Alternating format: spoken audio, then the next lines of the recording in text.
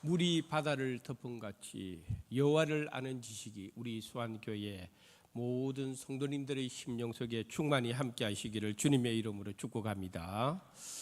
오늘 본문이 있는 시편 56편은 시편 57편과 더불어서 흔히 쌍둥이 시편 이렇게 별칭이 붙어져 있습니다. 그 이유는 시편 56편하고 시편 57편의 1절 시작하는 부분이 동일합니다. 우리가 보시는 대로 하나님이여 내게 은혜를 베푸소서, 이렇게 시편 56편도 시편 57편도 동일하게 출발을 합니다. 저를 보면 우리 모든 성도님들에게는 하나님의 은혜가 매일매일 필요합니다. 은혜가 없으면 우리는 한순간도 이 땅에 살 수가 없습니다. 세상 사람들은 은혜를 이야기할 수 없지만은 믿음의 눈으로 보면은 우리들의 삶 속에 1분 1초도 하나님의 은혜 아닌 것이 없는 것입니다. 그래서 우리는 매일매일 하나님의 은혜를 사모하며 오늘 본문의 다윗의 고백처럼 하나님이여 내게 은혜를 베푸소서, 할렐루야.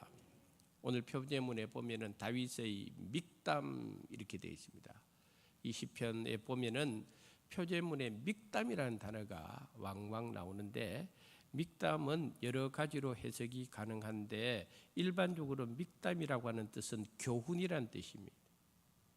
다윗이 삶의 현장 가운데서 처음 했던 그 신앙의 금과 같은 그 귀한 말씀이 오늘 이 시대를 살아가는 우리들에게도 이것이 동일하게 교훈적으로 다가오는 하나님의 말씀이라는 뜻이에요.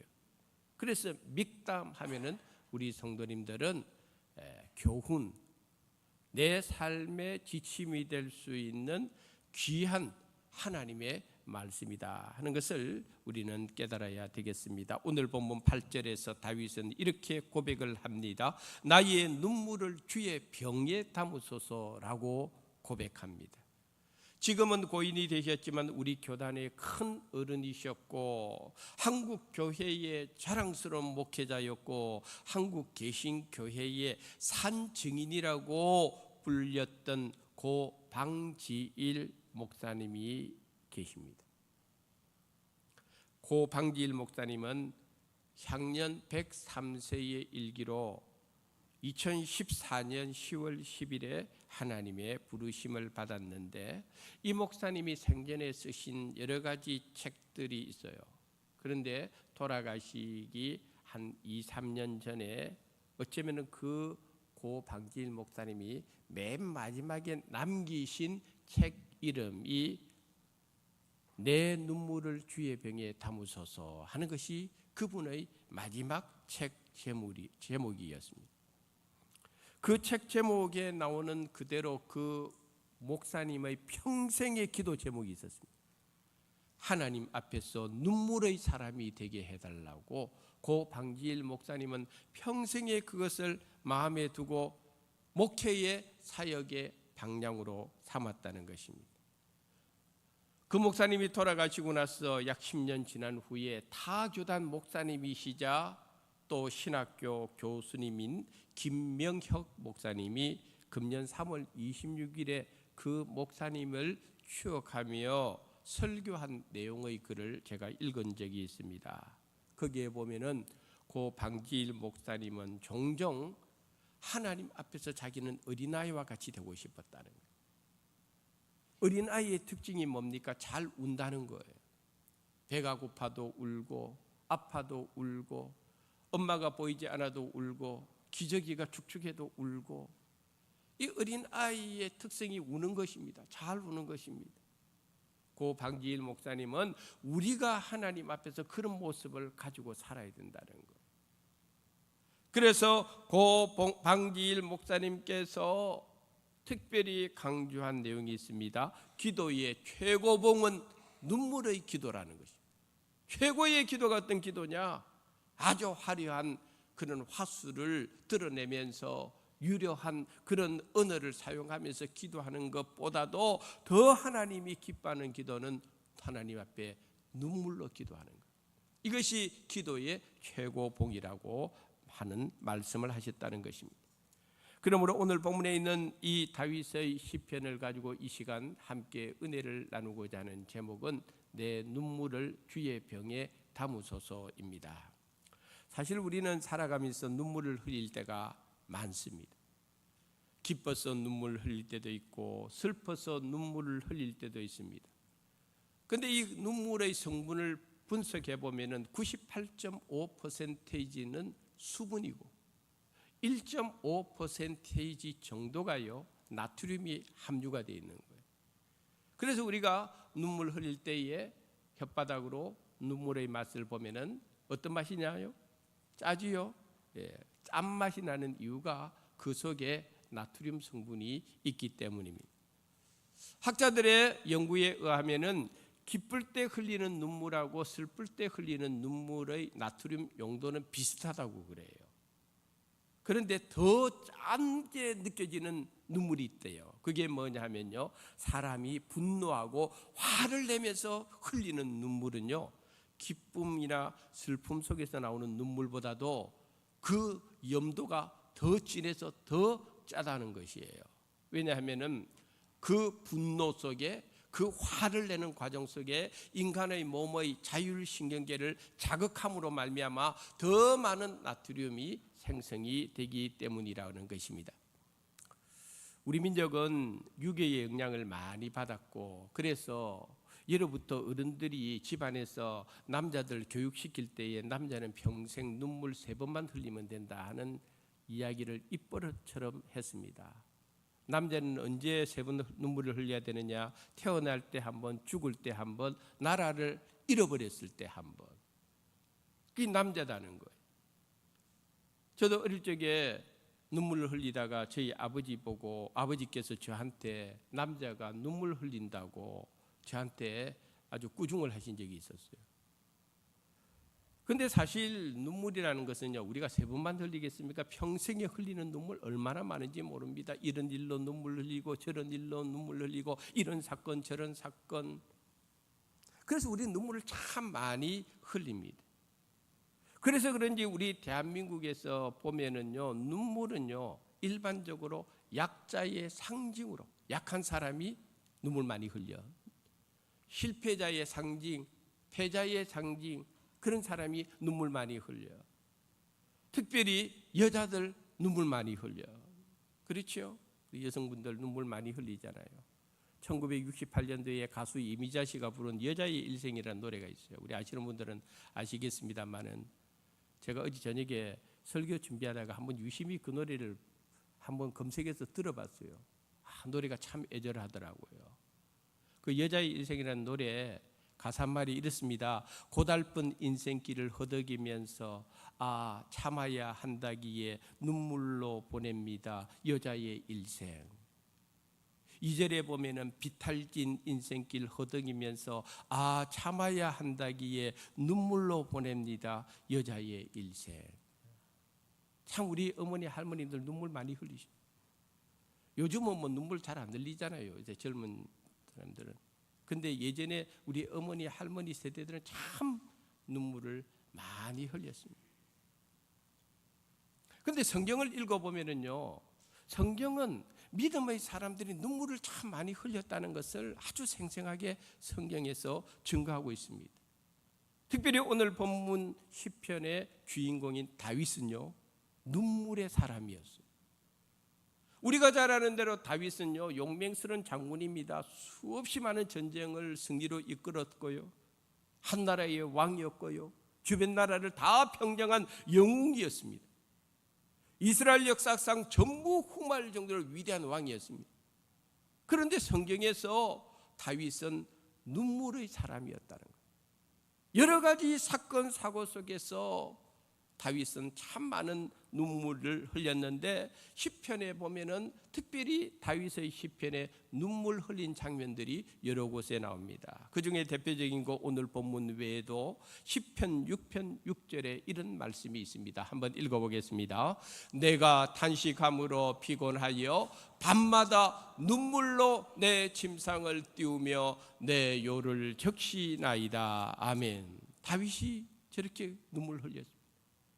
오늘 우리 성도님들 살아오면서 눈물을 다윗처럼 흘려본 적이 있습니까? 밤마다 자기가 자는 그 침상을 눈물로 띄우고 자기가 덮는 요를, 자기가 자는 그 바닥에 까는 요를 밤마다 눈물 흘리면서 적신 사람이 다윗이었습니다.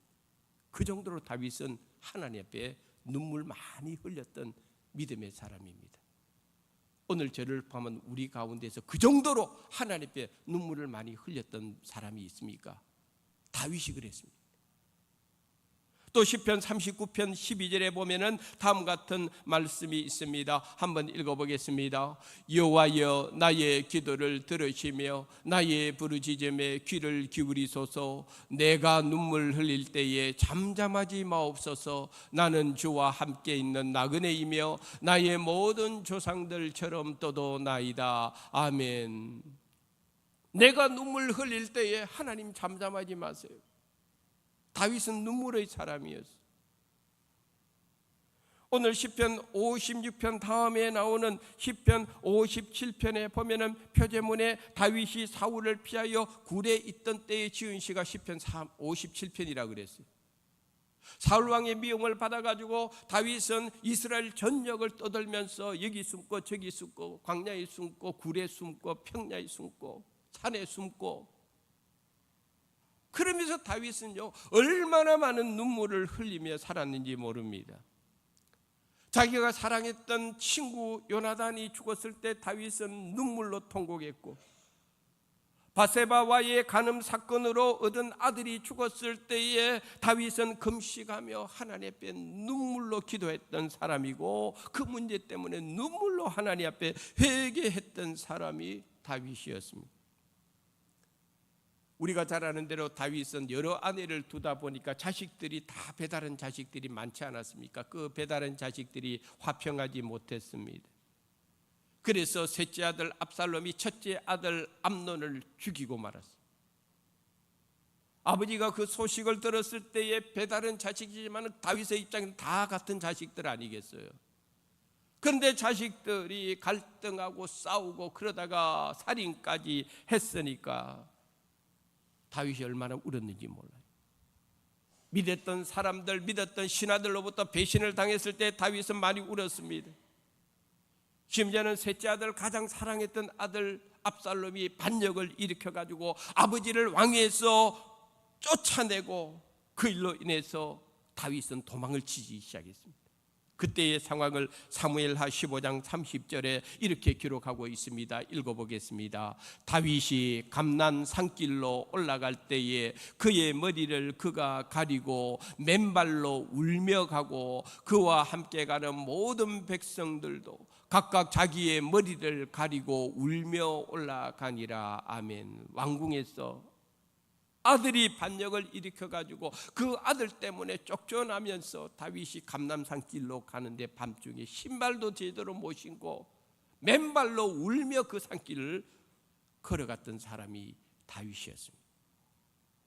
그뿐만 아니라 반역을 일으켰던 압살롬의 반역이 진압되었는데 그 아들 압살롬이 결국은 죽고 말았습니다. 그 소식을 들었을 때 다윗은 그 아들을 생각하며 이렇게 눈물로 통곡을 합니다. 사무엘하 18장 33절 말씀 읽어보겠습니다. 왕의 마음이 심히 아파 문 위층으로 올라가서 우니라.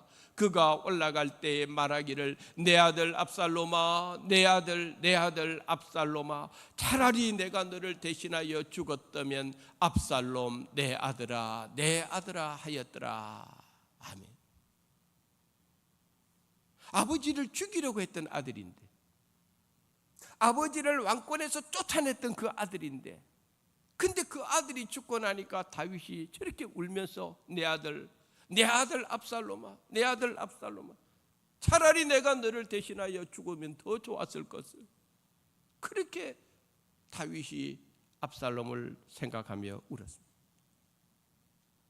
오늘 3부 예배 때는 잘 모르겠습니다만은 2부 예배 때는 우리 성도님들의 자녀들 4가정이, 자녀들이 이렇게 다 모여서 예배를 드린 적이 있어요.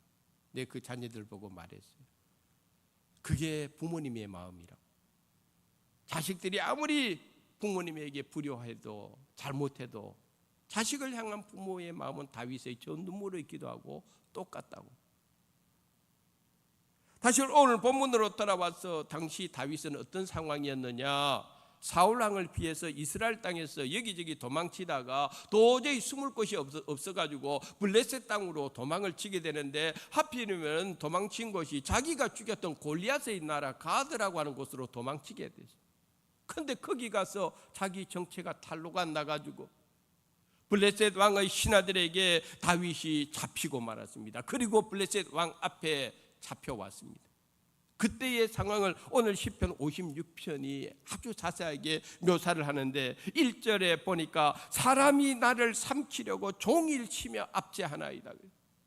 그곳에 가서 살려고 갔는데, 숨으려고 갔는데, 거기 가서 다윗은 잡혀가지고 블레셋 왕의 신하들에게 하루 종일 다윗은 거기서 막고 있었다는 거예요. 2절에 보니까 내 원수가 종일 나를 삼키려 하며 나를 교만하게 치는 자들이 많사오니, 이렇게 말하고 있습니다. 5절에는 또 어떻게 묘사하고 있느냐? 그들이 종일 내 말을 곡해하며 나를 치는 그들의 모든 생각은 사악이라고 그랬습니다. 계속 지금 다윗은요, 하루 종일 블레셋 왕의 신하들 앞에서 온갖 조롱과 온갖 멸시를 겪으며 거기에서 다윗이 막고 있었던 것입니다. 마침내 6절에 다윗이 말하기를 그들이 내 생명을 엿보았던 것과 같이 그랬습니다. 이제 다윗은 생각했습니다. 아하, 나는 여기서 꼼짝없이 죽게 되는구나. 이 위기에서 나는 그냥 죽게 되는구나. 그래서 그때의 상황을 3절에 내가 두려워하는 날이라고 했습니다. 정말 두렵지 않겠습니까?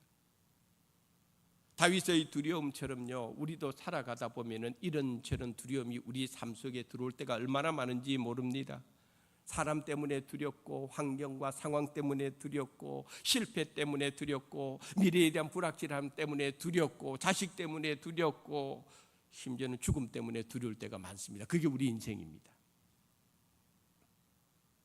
이런 두려운 일을 만났을 때 다윗은 어떻게 그 두려움을 극복했을까? 내가 두려워하는 날에 다윗은 어떻게 그 두려움을 극복했을까? 오늘 본문 3절에 이렇게 되어 있습니다. 내가 두려워하는 날에는 내가 주를 의지하리이다. 할렐루야. 두려운 날에 다윗이 그 두려움을 극복했던 방법은 주님을 의지하는 길밖에 없었다는 거예요. 4절에 보니까 다윗이 또 고백합니다. 내가 하나님을 의지하고, 중반에 내가 하나님을 의지하였은즉 두려워하지 아니하리니. 오늘 본문 10절에 내가 하나님을 의지하여 여호와를 의지하여, 11절에 내가 하나님을 의지하였은즉 두려워하지 아니하리니. 할렐루야. 다윗은요, 그 두려움을 이겨낼 수 있는 방법은 그냥 시편 56편에 계속 반복되는 것이 하나님을 의지하는 길 외에는 다른 것이 없었다는 거예요. 우리가 즐겨 부르는 찬양 가운데에서 나의 안에 거하라 하는 찬양이 있지 않습니까? 두려워하지 말라, 내가 널 도와주리니. 놀라지 말라, 내 손 잡아주리라. 할렐루야. 두려워하지 말라, 내가 널 도와준다. 하나님의 음성이. 내가 어제 저녁에 이 찬송을 얼마나 많이 불렀는지 몰라. 왜? 찬송은 처음부터 시작할 때는 이탈이었거든요. 첫음 잡고. 근데 요거는 두 번째 음절이 돼가지고 제 특기가 꼭 이 두 번째 음절에서는 음정을 못 잡는 경우. 일부 예배 때 이거 불렀다가 음정이 안 잡혀가지고 다시 시작했는데 또 음정이 안 잡혀가지고 세 번째는 그냥 가사만 읽어드렸어요. 그래도 이 3부 예배 때는 되네요. 그죠? 내 3부 예배 올라오기 전에 마음이 얼마나 조마조마했는지 몰라요. 목양실에 앉아가지고. 근데 다윗이 두려워하는 날에 주를 의지하였다고 했는데, 그럼 주를 어떤 식으로 의지하였느냐? 오늘 본문 4절에 보니까 이런 말씀이 나옵니다. 그 말씀을 찬송하올지라 그랬습니다. 두려운 날에 하나님을 의지하는 방법은 하나님 말씀 붙드는 것, 그것이 다윗이 두려움을 이겨낼 수 있는 방법이었다는 것입니다. 사람들은 두려운 일을 만나면요, 자기 생각으로, 자기 경험으로, 또는 주변 사람의 도움으로 어떻게 하든지 그 두려움을 이겨내려고 하는데요, 다윗이 선택한 것은 내가 두려운 날에 주를 의지하여 싸우니 주의 말씀을 찬송할지라. 할렐루야. 하나님 말씀 붙들은 거예요. 왜? 말씀 안에 지혜가 있고, 말씀 안에 능력이 있고, 말씀 안에 역사하는 힘이 있고, 말씀 안에 문제를 해결하는 열쇠가 있기 때문에. 할렐루야. 그래서 하나님의 말씀을요, 다윗은 그 위기의 순간에도 말씀을 붙들고 하나님을 의지하였다라고 성경이 증거하고 있습니다. 우리는 인생을 살아갈 때 여러 가지 비바람을 만납니다. 폭풍우를 만납니다. 그럴 때마다 우리가 이겨낼 수 있고 흔들리지 않는 방법, 예수님께서 가르쳐 주셨어요. 우리 마태복음 7장 24절 25절 한번 읽어보도록 하겠습니다. 그러므로 누구든지 나의 이 말을 듣고 행하는 자는 그 집을 반석 위에 지은 지혜로운 사람 같으리니 비가 내리고 창수가 나고 바람이 불어 그 집에 부딪히되 무너지지 아니하나니 이는 주추를 반석 위에 놓은 까닭이요. 아멘. 한번 따라합시다. 나의 이 말을 듣고 행하는 자는, 하나님의 말씀을 듣고 행하는 자는 그 사람의 인생을 반석 위에 세우는 것과 똑같다 이 말이에요. 그러므로 다윗이 하나님의 말씀을 위기 가운데서도 그 말씀을 붙들고 살았기 때문에, 그래서 이겨냈기 때문에 이게 믹담이 되는 거예요. 교훈이 되는 거예요. 오늘 우리들도 이 다윗의 믹담이 우리의 믹담이 되고, 다윗이 주를 의지함으로 하나님의 말씀 붙들고 이겨낸 것처럼 우리 수안의 모든 성도님들도 주의 말씀을 붙들고 이겨낼 수 있기를 주님의 이름으로 축복합니다. 마지막으로 깨닫는 교훈은 하나님 앞에서 눈물의 기도는 결코 헛되지 않습니다. 다윗이 이렇게 말합니다. 나의 눈물을 주의 병에 담으소서. 이것이 주의 책에 기록되지 아니하였나이까. 우리 성도님들이 기도할 때 하나님 앞에 흘리는 눈물이 있습니다. 그런데 그 눈물은요, 그냥 공중에서 증발되는 것이 아닙니다. 오늘 다윗이 뭐라고 그랬습니까? 나의 눈물을 주님의 병에 담으소서. 우리 성도님들이 하나님 앞에 흘리는 눈물은 그냥 없어질 눈물이 아니라 내가 눈물 흘리는 거, 그거 모두 하나님께서 나의 눈물을 당신이 예비하신 병에다가 다 담아 놓는 것을 믿으시기 바랍니다. 오늘 우리 성도님들이 2023년 10월 1일에 어떤 문제를 가지고 하나님 앞에 나와서 하나님 하고 눈물 흘리면요, 우리가 흘리는 눈물을 주의 병에 담아 놓는 거죠. 하나님이. 그것뿐만 아니라 내가 흘리는 눈물은 주의 책에 어떻게 한다고요? 기록해 놓습니다. 할렐루야. 기록해 놓습니다. 2023년 몇 월 며칠 수안교회 아무개 장로가 눈물 흘리면서 기도했고 하나님의 책에 기록한다 이 말. 오늘 성경에 그렇게 기록되어 있지 않습니까? 그러므로 우리 성도님들이 오늘 이 말씀을 내게 주시는 말씀으로 받으시고, 예전에는 하나님 앞에 나와서 눈물로 기도 많이 했는데 어느 날 내 눈에서 눈물이 마른 성도님들 꼭 눈물이 회복되기를 주님의 이름으로 축복합니다. 왜? 하나님 앞에서 내가 흘리는 눈물은 주의 병에 담는데, 주의 책에 기록해 놓는다고 했는데, 이 소중한 진리를 내가 안다면은 내가 하나님 앞에 울어야 되지 않겠습니까? 눈물 흘려야 되지 않겠습니까? 헛되지 않는데. 우리 성도님들이 흘려야 될 세 가지 눈물이 있습니다. 첫째는 회개의 눈물을 흘려야 됩니다. 다윗은요, 하나님 앞에 회개할 때마다 눈물로 회개했습니다.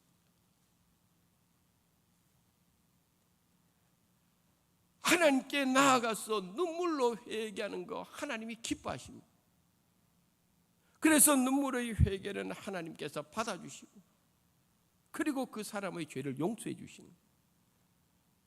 그러므로 우리 성도님들이 흘려야 될 눈물, 회개의 눈물은 있어야 되고, 두 번째는 감사의 눈물이 있어야 돼요. 왜 감사해야 됩니까? 모든 것이 하나님의 은혜이기 때문에. 할렐루야. 이래도 하나님의 은혜요, 저래도 하나님의 은혜.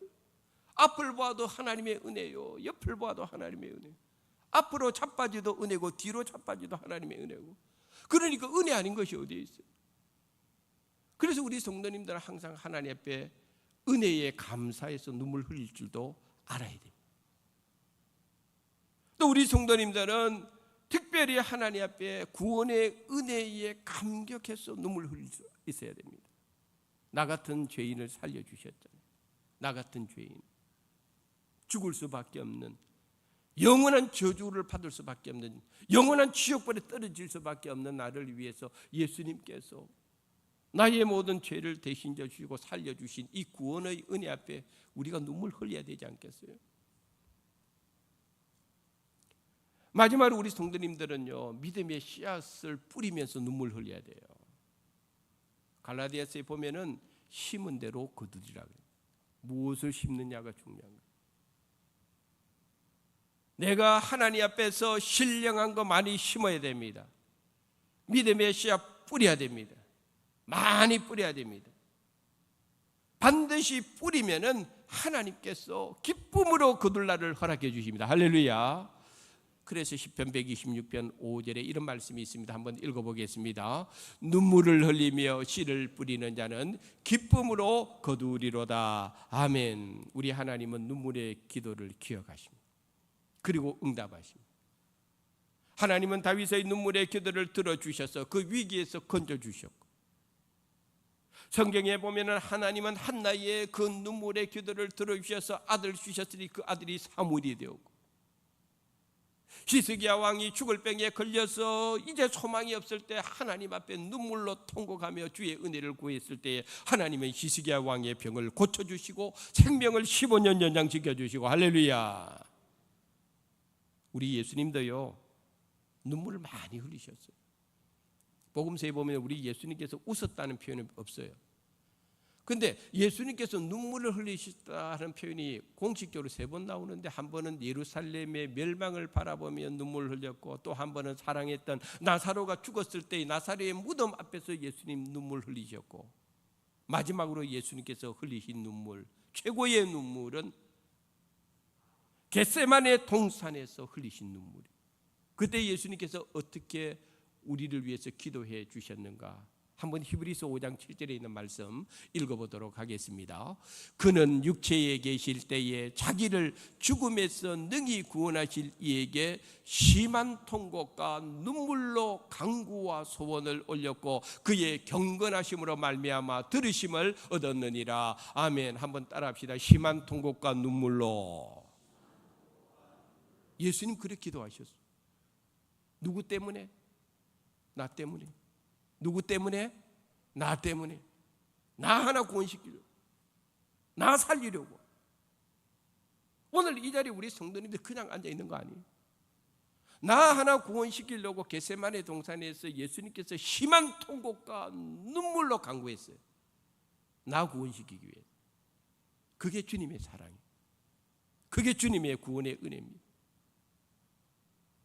오늘 말씀의 결론입니다. 아주 오래전에 읽었던 책 중에 아마 젊은 분들은 40대 미만, 그분들은 이철환 소설가가 쓴 연탄길이라고 하는 그런 책을 아마 읽은 분이 있을 것이라고 생각합니다. 읽은 분이 있어요. 연탄길 읽으셨죠? 1부에는 없더라고, 2부에도 없더라고. 그래서 뭐 귀뚜라미 보일라면 아는가 싶어가지고 연탄길도 모르고. 근데 이 이철환 소설가가 쓴 그 뒤에 장편 소설이 하나 있는데요. 그 소설의 제목이요, 눈물은 힘이 세다 하는 책 제목이. 내용보다도 저는 눈물은 힘이 세다, 그걸 제가 신앙적으로 오늘 말씀과 연결시키고 싶은 거예요. 우리 하나님 앞에서 흘리는 눈물은 힘이 있습니다. 할렐루야. 힘이 있습니다. 우리 하나님 앞에서 흘리는 눈물은 역사하는 능력이 있습니다. 할렐루야. 그래서 우리는 사람 앞에서 울지 말고 누구 앞에서 울어야 된다? 하나님 앞에서 울어야 돼. 하나님 앞에서 울면은 하나님 내 눈물을 기억하여 주의 병에 담으시고, 하나님 앞에서 울면은 하나님께서 내 눈물을 당신의 책에 기록해 주시고, 하나님 앞에 울면은 하나님께서 나의 기도를 들어주셔서 나의 우는 기도에 넘치는 응답 주시는 하나님. 할렐루야. 그것을 꼭 기억하시고 우리 성도님들 하나님 앞에서 눈물 많이 흘리는 믿음의 성도님들이 되고, 그 눈물을 통하여 여러분들의 삶 속에 풍성한 기도의 응답 결실 많이 맺으시기를 주님의 이름으로 축원합니다. 하나님 아버지 감사